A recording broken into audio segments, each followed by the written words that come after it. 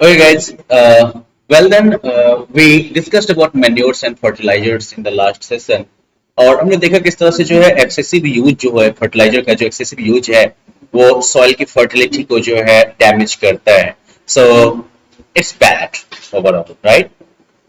लेकिन साथ ही साथ जो है बहुत सारे कुछ ऐसे मिनरल्स हैं, इनऑर्गेनिक मिनरल्स, जो कि मैन्योर से जो है जिनकी सप्लाई जो है वो पूरी नहीं हो सकती है, और ऐसे केस में जो है इन फर्टिलाइजर्स का यूज करना पड़ता है. लेकिन फर्टिलाइजर और मैन्योर्स के अलावा भी और भी टेक्निक्स हैं जिनसे कि सॉइल क्वालिटी को जो है इम्प्रूव किया जाता है और किया जा सकता है. And let us talk about those things. अब एक सिंपल जो तरीका है, बिल्कुल इजी तरीका सॉइल की फर्टिलिटी को बढ़ाने का, वो ये है कि कुछ सीजन के लिए जो है आप जो है उस पर खेती ही ना करें. Leave the land without farming for a few seasons. कुछ सीजन्स के लिए जमीन को जो है बिना खेती के रख दीजिए आप.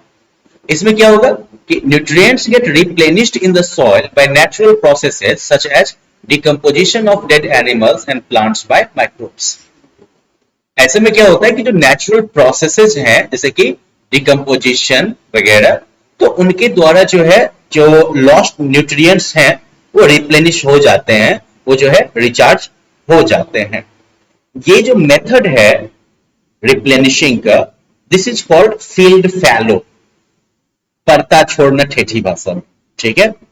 और इसके अलावा जो है nutrients of soil can also be naturally replenished using the method of crop rotation. Okay. Crop rotation के मेथड का यूज करके भी जो है नेचुरली न्यूट्रिएंट्स का रिप्लेनिशमेंट जो है ग्राउंड अर्थ सॉइल में हो सकता है. तो क्रॉप रोटेशन में क्या होता है, तो इट इन्वॉल्व्स ग्रोइंग टू और more crops alternatively on the same land in sequenced seasons.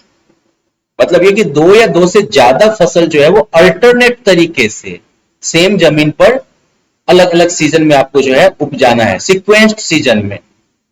Example जैसे देख लो कि एक सीजन में मान लीजिए एक रबी के सीजन में आपने जो है गेहूं उपजाया ना, तो उसके बाद जो है फार्मर्स क्या करेंगे, तो वो जो है लेग्यूम फैमिली जो है, दलहन फैमिली जो है, उससे कोई फसल जो है वो अगले सीजन में लगा देंगे, जैसे कि मटर या चना या मूंगफली, वो जो है अगले ग्रोइंग सीजन में जो है लगा देंगे.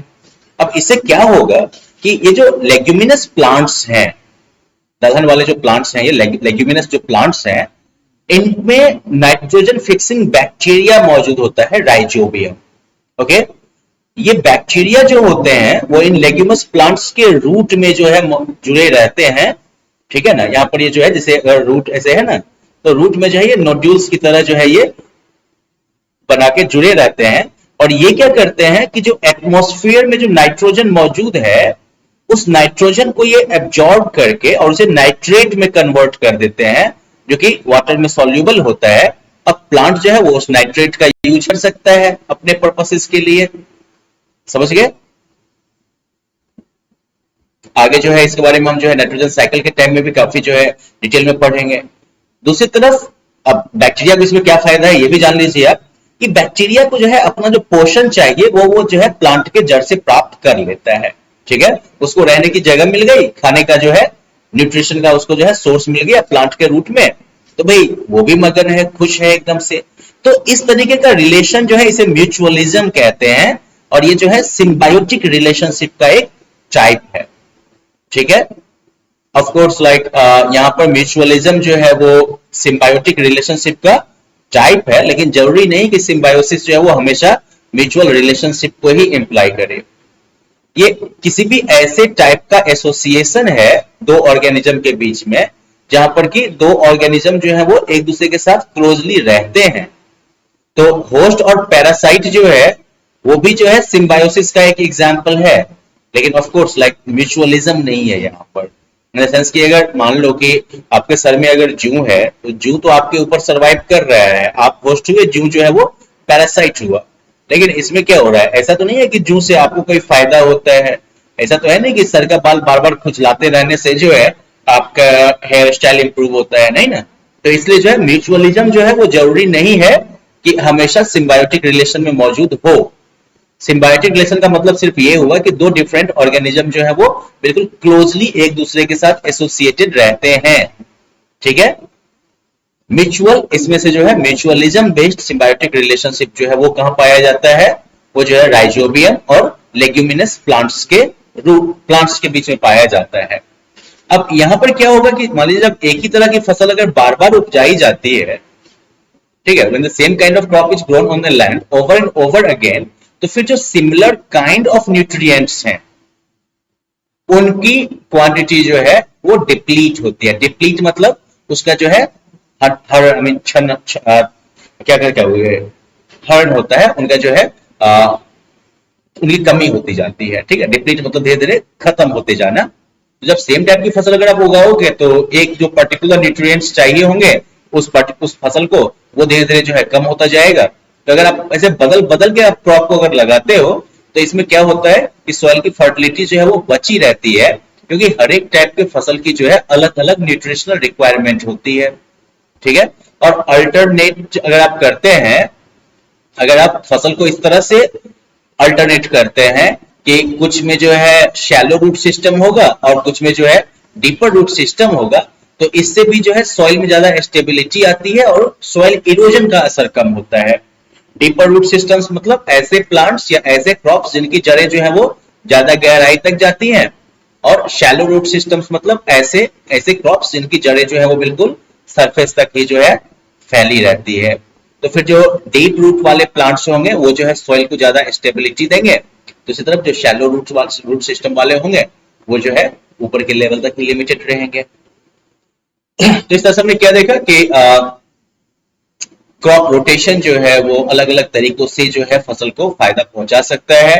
अगर मान लो कि जैसे गेहूं की खेती के बाद अगर हम लेग्यूमिनस प्लांट लगाते हैं तो फिर उससे क्या होगा, नाइट्रोजन की जो कमी हुई होगी गेहूं के टाइम में, गेहूं की खेती के टाइम में, उस नाइट्रोजन की कमी जो है वो पूरी हो जाएगी दलहन के टाइम में। अगर हम फसल को अलग अलग फसल को लगाते से ये भी होगा कि अलग अलग फसल की न्यूट्रिशनल रिक्वायरमेंट अलग अलग होती है, तो इससे जो है एक ही टाइप के न्यूट्रिशन का जो है कमी नहीं होगा खेत में। इसके अलावा अगर हम डिफरेंट रूट सिस्टम वाले क्रॉप्स को लगाते हैं जैसे कि shallow root systems and deeper root systems, तो इससे जो है सॉइल की स्टेबिलिटी बढ़ेगी और सॉइल इरोजन का असर जो होगा वो कम होगा। तो well that was about like the alternative methods of like enhancing or sustainable methods of improving soil fertility and everything। अब जब सॉइल आपका फर्टाइल तो है, लेकिन साथ ही साथ जो है एक और चीज चाहिए होती है खेती में, दैट इज इरिगेशन। ठीक है, अच्छी फसल के लिए आपको जो है सही मात्रा में पानी हमेशा मौजूद होना चाहिए। प्लांट जो है वो मिनरल्स या फर्टिलाइजर्स तभी एब्जॉर्ब कर सकते हैं जब पानी मौजूद हो। क्यों? क्योंकि प्लांट ऐसे हमारी तरह हाथ में लेके खाता नहीं है ना। प्लांट क्या करता है, अपने रूट्स के थ्रू जो है, रूट्स के थ्रू वो क्या करता है, एब्जॉर्ब करता है, राइट। तो रूट के थ्रू जब वो एब्जॉर्ब करेगा तो पानी के साथ ही ये डिफरेंट मिनरल्स वगैरह जो है वो डिजॉल्व होंगे, ये सारे मिनरल्स वगैरह जो है पानी में घुलेंगे, और उसके बाद जड़ जब इस पानी को एब्जॉर्ब करेगा तो साथ साथ ये मिनरल्स और न्यूट्रिएंट्स भी जो है वो पानी के अंदर पहुंच जाएगी। ठीक है, और वो जो है पानी के लिए अवेलेबल हो जाएगा, सॉरी पौधे के लिए वो अवेलेबल हो जाएगा। ठीक है, तो इसलिए जो है सीड जो है वो जब पानी की स्कार्सिटी होती है या पानी का एब्सेंस होता है तो सीड में जर्मिनेशन भी नहीं होता है, अंकुरन भी नहीं होता है, और इसीलिए जो खेती की जमीन होती है उसमें रेगुलरली जो है पानी देने की जरूरत होती रहती है। एग्रीकल्चरल फील्ड्स में खेती की जमीन में जो रेगुलर टाइम पर जो पानी का सप्लाई होता है, इस प्रोसेस को हम इरिगेशन कहते हैं, गांव घर की भाषा में से जो है पटौनी कहते थे। ठीक है, और जो सोर्सेज ऑफ वाटर है इरिगेशन के लिए ये क्या क्या हो सकते हैं, तो रेनफॉल, बारिश का पानी, कुआं, tubewell, canal, pond, lake, river, ये सारे जो है डिफरेंट सोर्सेज हो सकते हैं पानी के। ये कुछ ट्रेडिशनल मेथड आपको दिए गए हैं इरिगेशन के। ठीक है, आप जो अपने पेरेंट्स से भी डिस्कस कर सकते हैं, they can tell you a lot about all these systems. ठीक है, ट्रेडिशनल सिस्टम में जैसे कि ढेकली हो गया, चेन पंप, मोट और राहत, ये सब आ गए। इन सभी मेथड्स में जो है कैटल या इंसान जो होते थे वो कुएं से पानी खींचते थे।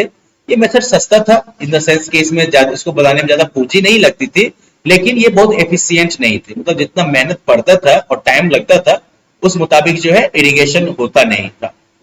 पंप्स जो है वो अब कॉमनली इरिगेशन के लिए यूज होते हैं, और इसमें जो है डीजल का, बायोगैस का या इलेक्ट्रिसिटी का यूज किया जाता है।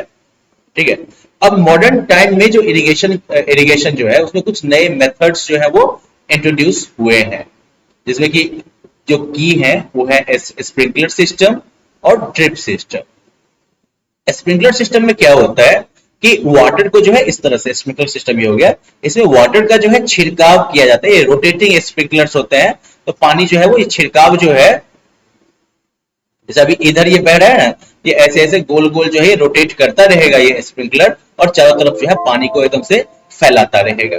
ठीक है, तो पानी जो है वो मेन पाइप से होके जाएगा, फिर जो है वो स्मॉलर पाइप में जाएगा पंप की मदद से। ठीक है, और वहां से जो है फिर वहां से जो है वो दूर दूर तक जो है वो स्प्रिंकल होता रहेगा। तो ये जो है ऐसे जमीन में ज्यादा यूजफुल है जहां पर जमीन जो है वो अनइवन है, असमतल है, या जहां पर जो है पानी की स्कार्सिटी है, और जहां पर बलुआही जमीन है, मतलब जहां पर पानी जो है वो ढंग से नहीं फैल सकता नॉर्मल इरिगेशन मेथड से, वहां पर ये ज्यादा इफेक्टिव है। या जहां पर पानी तुरंत सूख जाता है, नीचे जो है सॉइल में एब्जॉर्ब हो जाता है, वहां पर भी ये मेथड ज्यादा इफेक्टिव है कि अपना आप जो है रेगुलर इंटरवल पर स्प्रिंकलर से ही पानी देते रहिए, पौधे को जितनी जरूरत है उतना उसको मिल जाएगा। ड्रिप मेथड जो है इसमें क्या होता है कि इसमें जो है ड्रॉप ड्रॉप करके सिर्फ पौधे के जड़ में पानी गिरता है। ठीक है, और ये मेथड जो है वो उन एरियाज के लिए, रीजन्स के लिए बहुत ही जबरदस्त है जहां पर की वाटर की स्कार्सिटी मिलती है, क्योंकि इस मेथड में जो है पानी का जीरो वेस्टेज होता है। क्यों? क्योंकि बस बूंद बूंद करके पानी के जड़ में ही पानी, सॉरी पौधे की जड़ में ही पानी गिरता है, इधर उधर तो फैलता नहीं है, तो पानी जो है बेकार में इधर उधर नहीं जाएगा, क्योंकि इधर उधर जो पानी मौजूद रहेगा, ये सब पानी तो मान लो भाप बन के उड़ गया ना, वेस्टेज हो गया ना, लेकिन जो सीधा पौधे की जड़ में जाएगा वो सीधा जो है रूट्स के द्वारा एब्जॉर्ब हो जाएगा, मतलब बिल्कुल जगह पे ही पानी जा रहा है। तो इसलिए जो है ड्रिप सिस्टम जो है वो काफी एफिशिएंट मेथड है मॉडर्न इरिगेशन सिस्टम्स में। तो well, let's stop this session here. We will meet again in the next session where we will talk about protection of crops. ठीक है, मेन टाइम इस पर्टिकुलर इरिगेशन वगैरह के system पर based जो activity आपको दी जाएगी वो आप क्लासरूम में पूरी करिएगा और अपलोड करिएगा। तो see you with the next session then, bye bye.